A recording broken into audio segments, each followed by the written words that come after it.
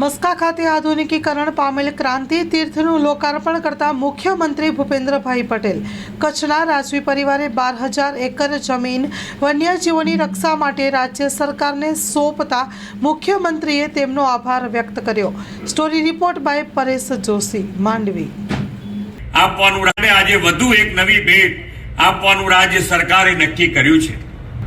આજે કચ્છના રાજવી પરિવાર વન્ય જીવન સંરક્ષણના ઉમદા કાર્ય હેતુ જમીન રાજ્ય સરકારને સુપરત કરી છે। ત્યારે આજના અવસરે હું કચ્છના મહારાણી દેવી તથા સમગ્ર રાજ્ય પરિવાર અને શ્રી માધાસરથસિંહનો આભાર વ્યક્ત કરું છું। ભારતમાં અલ્પસંખ્યામાં અને ગુજરાતમાં માત્ર કચ્છમાં જ જે જોવા મળતા દુર્લભ વન્ય પ્રાણી કેરેકલ એટલે કે હેણોત્રનો પ્રજનન અને સંરક્ષણ માટે ચાડવા રખાલમાં ₹10 કરોડના ખર્ચે કેરેકલ બ્રીડિંગ એન્ડ કન્વર્ઝેશન સેન્ટરની સ્થાપના કરવામાં આવશે। આજે નવરાત્રિ પર્વના બીજા નોરતે ગુજરાત રાજ્યના આદરણીય મુખ્યમંત્રી શ્રી ભૂપેન્દ્રભાઈ પટેલ સાહેબ ભુજ ઉતરી અને સીધા કચ્છ કુળદેવી આશાપુરા માતાજીના ચરણોમાં પ્રાર્થના કરી અને સૌના ભલાની પ્રાર્થના કરી અને ત્યારબાદ જલાવતન જિંદગીનું ઉદાહરણ આપનાર પંડિત શ્યામજી કૃષ્ણ વર્માના મેમોરિયલના નવીનીકરણ માટે માંડવી પધાર્યા હતા। આ નવીનીકરણના અંદર અગાઉ પંડિત શ્યામજી કૃષ્ણ વર્માએ આ માંડવીની ધરતી ઉપર જન્મ ધારણ કરી અને દેશને આઝાદ કરવા માટે જે પોતે સમગ્ર પોતાનું જીવન ખપાવ્યું, એ પંડિત શ્યામજી કૃષ્ણ વર્માની અંતિમ ઈચ્છા હતી કે મારા અસ્થિ સ્વતંત્ર ભારતમાં જાય। એટલે એ સ્વતંત્ર ભારતની અંદર આપણા હાલના યશસ્વી વડાપ્રધાન આદરણીય નરેન્દ્રભાઈ મોદી સાહેબ અને તત્કાલીન મુખ્યમંત્રી મોદી સાહેબે પોતે જીનીવાથી માંડવી સુધી એમના અસ્થિ કલશની યાત્રા, જેમ એક દીકરો પોતાના પિતાની અંતિમ ઈચ્છા પૂર્ણ કરે એમ એ ક્રાંતિ ગુરુ પંડિત શ્યામજી કૃષ્ણ વર્માના અસ્થિ પોતાના ખભા ઉપર લઈ અને માંડવીની અંદર પ્રસ્થાપિત કર્યા વીરાંજલિ યાત્રાના સ્વરૂપે। ત્યારે આદરણીય મોદી સાહેબે અહીં ક્રાંતિ તીર્થનું નિર્માણ કરવા માટેનું વચન આપેલું અને જે 2010ની અંદર એમના નેતૃત્વમાં અને માર્ગદર્શનમાં ક્રાંતિ તીર્થ બન્યું। ત્યારથી કરી અને અત્યાર સુધીમાં 25 લાખ લોકોએ ક્રાંતિ તીર્થની મુલાકાત કરી છે અને એ ક્રાંતિ તીર્થની અંદર ગુજરાતના યશસ્વી મુખ્યમંત્રી ભૂપેન્દ્રભાઈ પટેલ સાહેબના માર્ગદર્શનમાં અને નેતૃત્વમાં નવીનીકરણ થયું છે। હું આપના માધ્યમથી સૌ દર્શક મિત્રોને વિનંતી કરું છું કે આપને ત્યાં મહેમાન આવે, આપને ત્યાં કોઈ આવે ત્યારે એમને જરૂર અહીં લઈ આવીને એમને આ ક્રાંતિ તીર્થના દર્શન કરાવજો, ક્રાંતિ તીર્થ બતાવજો। અહીં સાંજના ભાગમાં લાઇટ એન્ડ શો સાઉન્ડ પણ થવાનો છે, એ પણ એમને બતાવજો। ખૂબ ભવ્ય ક્રાંતિ તીર્થ બન્યું છે, કારણ કે દેશ માટે જીવવાની પ્રેરણા આપતું આ તીર્થ છે અને મોદી સાહેબ પણ અત્યારે કહી રહ્યા છે કે આપણે અમૃતકાળમાંથી પસાર થઈ રહ્યા છીએ, ત્યારે આપણે સૌએ દેશ માટે જીવવાની જરૂરિયાત છે અને દેશ માટે કામ કરવાની જરૂરિયાત છે। તો એ પ્રકારેની પ્રેરણા આપતું આ ક્રાંતિ તીર્થ છે। એની અંદર ખૂબ સુંદર મજાનું નવીનીકરણનું ઉદ્ઘાટન કર્યું। આ કાર્યક્રમમાં વહીવટીતંત્ર, સૌ ધારાસભ્યો, માનનીય સાંસદશ્રી, જિલ્લા ભારતીય જનતા પાર્ટી, માંડવી શહેરની ટીમ, માંડવી તાલુકાની સંગઠનની ટીમ, તાલુકાના ચૂંટાયેલા લોકો, મુંદ્રા તાલુકાના ચૂંટાયેલા લોકો અને સંગઠનના લોકો, તમામ લોકોએ ખૂબ મોટી મહેનતથી સૌ લોકો પણ જ્યારે આવ્યા ત્યારે હું આપના માધ્યમથી સૌ હાજર રહેલ જનતા જનાર્દનનો, કાર્યકર્તા મિત્રોનો સૌનો આભાર વ્યક્ત પણ કરું છું અને આ તીર્થ ઉપર આવવા માટે હું સૌને નિમંત્રણ પાઠવું છું કે આપ અનુકૂળતાએ સમય કાઢીને આ ક્રાંતિ તીર્થની મુલાકાત અવશ્ય લેજો। મહારાણી શ્રી પ્રીતિ દેવીએ પોતાના હસ્તક રહેલી ચાડવા રખાલ અંદાજિત 5,000 હેક્ટર એટલે કે 12,500 એકર જેવી મોટી જમીન એમણે સરકારશ્રીને સુપરત કરી છે। એમના પ્રતિનિધિ સ્વરૂપે માંધાતા સિંહજી અને ભાઈ શ્રી આપણા એમને કૃતાર્થસિંહજી અને ઇન્દ્રજીતસિંહજી, આ બંને આગેવાનો અને માંધાતાસિંહજી આગેવાનો રાજવી પરિવારના મોભીઓ તમામ લોકોએ ઉપસ્થિત રહી અને માનનીય મુખ્યમંત્રીશ્રીને જે આપ્યું છે એને હું બિરદાવું છું। અત્યાર સુધી એ ચાળવા રખાલ પણ એમણે ખૂબ સરસ રીતે વન્ય જીવોને, સુંદર મજાની પ્રજાતિઓને ત્યાં પલપવાનો માટેનો મોકો આપ્યો છે અને ત્યાં સુંદર મજાના મંદિરોનું પણ, ભગવતી જગદંબાનું મંદિર પણ બનાવ્યું છે. એવી સુંદર ફરવા હરવા માટેની ચાળવા રખાલ જે છે એ કચ્છ રાજ પરિવારે અને એમના પ્રતિનિધિશ્રીઓએ જ્યારે સરકારને પરત અર્પણ કરી છે, ત્યારે હું એમને પણ ખૂબ ખૂબ અભિનંદન આપું છું, એમની પ્રશંસા કરું છું, એમની ખૂબ શુભકામના પાઠવું છું કે આપે એક સુંદર મજાનું ઉદાહરણ ઉદાર ચરિત્રથી આપ્યું છે. એમને હું ખૂબ ભાવપૂર્વક વંદના મહારાણીજીની પણ વંદના કરું છું.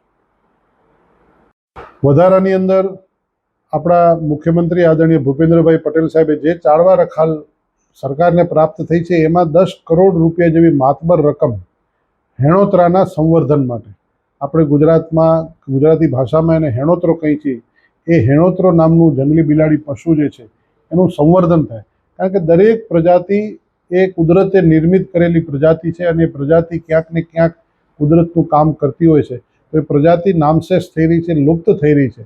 ત્યારે એ પ્રજાતિનું પણ અહીંયા સંવર્ધન થશે અને એને જોવા માટે વિશ્વના ઘણા બધા લોકો ખાસ જોવા માટે આવશે. જેમ કચ્છની અંદર બર્ડ વોચર્સ એટલે કે પક્ષી પ્રેમી લોકો સમગ્ર દુનિયામાંથી પક્ષીઓની શિયાળાની જે સિઝન છે એ સિઝનમાં આવી અને જ્યારે પક્ષીઓ જોવા આવે છે, એ જ પ્રકારે અહીં આ 10 કરોડના ખર્ચે જ્યારે આ સંવર્ધન કેન્દ્ર, હેણોત્રોનું સંવર્ધન કેન્દ્ર થશે, એને પણ જોવા આવશે. સાથે સાથે મુખ્યમંત્રીશ્રીએ બન્નીની ગ્રાસલેન્ડમાં જે ચિત્તાના સંવર્ધન માટેની યોજના કરી છે, જે દેશના વડાપ્રધાન માનનીય નરેન્દ્રભાઈ મોદી સાહેબની કલ્પના છે, માનનીય મોદી સાહેબે કચ્છને ખૂબ આપ્યું છે.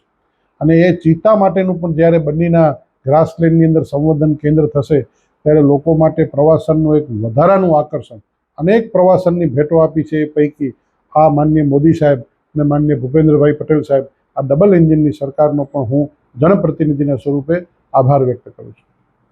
વિવિધ વિકાસના કામોના સંદર્ભમાં કહીએ તો ઘણા બધા કામો કચ્છ જિલ્લાના એમણે પોતે પોતાના હસ્તે ક્યાંક ભૂમિપૂજન તો ક્યાંકનું લોકાર્પણ કર્યું છે. કેટલાક વીજ સ્ટેશનનું લોકાર્પણ છે તો કેટલાક વીજ સ્ટેશનનું ભૂમિપૂજન છે, કેટલાક રસ્તાઓનું લોકાર્પણ છે, કેટલાક નવા પુલ બનાવવા માટેનું પણ મંજૂરી આપેલી છે, કેટલાક આરોગ્ય કેન્દ્રને પણ મંજૂરી આપી છે અને ખૂબ મોટી સંખ્યામાં શાળાના ઓરડાઓ એનું પણ માનનીય ભૂપેન્દ્રભાઈ પટેલ સાહેબે અહીંયા વિકાસના કાર્યોના ઉદ્ઘાટનના સંદર્ભમાં ભૂમિપૂજન અને લોકાર્પણના કાર્યો કરેલા છે.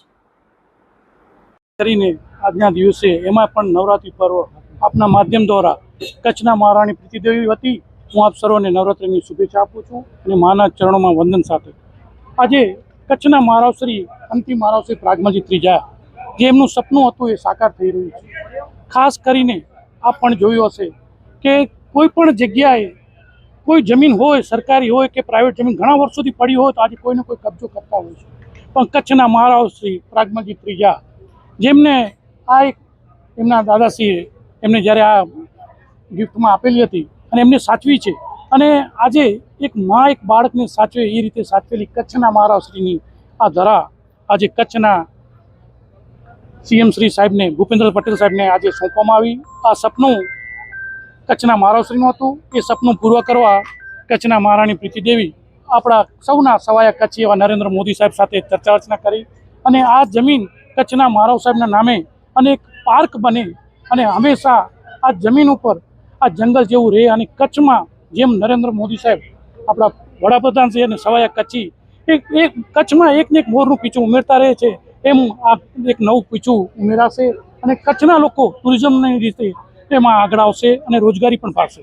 આજે હું કુંવર ઇન્દ્રજીતસિંહ જાડેજા ખાસ કરીને આપના માધ્યમ દ્વારા એટલું કહીશ કે કચ્છના મહારાવશ્રી અંતિમ મહારાવશ્રી પ્રાગમલજી ત્રીજાનું જે સપનું હતું એ કચ્છના મહારાણી પ્રીતિદેવી આજે પૂરું કરી રહ્યા છે અને આજે 12,000 એકર આપ પણ સમજી શકો છો કે 12,000 એકર જમીન જો સાચવી એ ઘણી અઘરી છે અને એમાં પણ જે દુર્લભ થયેલા જે જનાવર છે એ પશુ પક્ષી પણ આજે અહીંયા છે અને એ આજે અહીંયા રહેશે. અને ખાસ કરીને આજે સીએમ સાહેબે જે હણોતરાની બીડ માટે થઈને જે 10 કરોડ રૂપિયા જાહેર કર્યા, ખરેખર એમના પણ ખૂબ ખૂબ આભારી છીએ અને ખાસ કરીને પ્રીતિદેવી વતી અમે સૌ એમનો આભાર માનીએ છીએ અને ખાસ આપના માધ્યમ દ્વારા એટલું કહેશું કે સવાયા કચ્છી માનનીય શ્રી નરેન્દ્ર મોદી સાહેબ આ 12,000 એકરમાં એવો કોઈ પ્રોજેક્ટ લઈ આવે કે ટુરિઝમ ક્ષેત્રે કે ખાલી દુનિયામાંથી એટલે ભારતમાંથી નહીં પણ દુનિયામાંથી લોકો આવી અને જોવે, જેમ શ્રુતિવાન આવ્યું છે એમ નવું મોરનું પીછ ઉમેરાય, એમ આપણે માધ્યમ દ્વારાથી કહું છું. સૌની શુભેચ્છા, આભાર આપે અમને અને કચ્છના સર્વે કલેક્ટરશ્રી છે અને કલેક્ટરશ્રી સાહેબે અમને મદદ કરી છે અને ખાસ કરીને આનામાં વિનોદભાઈ ચાવડા અને કચ્છના દરેક ધારાસભ્યનો ખૂબ ખૂબ સપોર્ટ રહ્યો છે. સૌનો ખૂબ ખૂબ મહારાણી પ્રીતિદેવી વચ્ચે આભાર. જય જય ગરવી ગુજરાત, જય ભારત માતા કી જય. કીર્તિ બિગોર, મસ્કા પૂર્વ સરપંચ, માંડવી તાલુકા ભાજપના મંત્રી.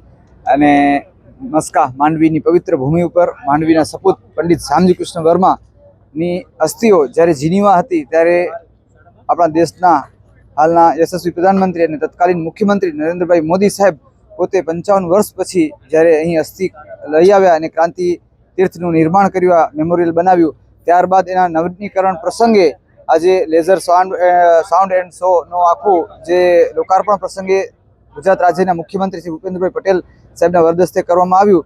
ત્યારે છેલ્લા 4 દિવસથી સમગ્ર વહીવટીતંત્ર અને સંગઠન, ભારતીય જનતા પાર્ટી, ચૂંટાયેલા પ્રતિનિધિઓ અને આજુબાજુના વિસ્તારના ગામના સર્વે સરપંચ મિત્રો અને ઉપસરપંચ મિત્રો સર્વે ખૂબ જ સહયોગ કરી અને આ કાર્યક્રમને જ્યારે સફળ બનાવ્યો છે. ત્યારે આજના કાર્યક્રમમાં પણ આપણે જોયું હશે કે ખૂબ મોટી સંખ્યામાં લોકો જોડાયા અને મુખ્યમંત્રીશ્રીના હાથે આજે જ્યારે પંડિત શામજી કૃષ્ણ વર્માની જન્મ જયંતિ પણ છે ત્યારે આ દિવસે આ ક્રાંતિ તીર્થનું લોકાર્પણ કરવામાં આવ્યું છે.